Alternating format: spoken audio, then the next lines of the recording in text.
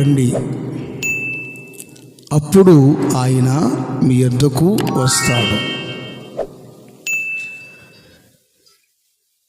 ప్రభు అయినటువంటి యేసుక్రీస్తు ఆయన యొద్దకు రమ్మని ఈ భక్తుడు చెప్తున్నాడు.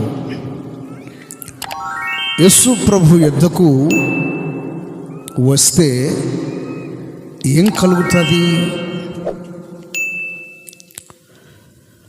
ఒకప్పుడు ఈ మాటలు చెప్తున్నటువంటి నేను కూడా దేవునికి చాలా దూరంగా ఉండేవాడిని. దేవుడు అంటేనే నాకు చాలా మరి అదొక రకమైనటువంటి చిరాకు. మనము ఉండలేము.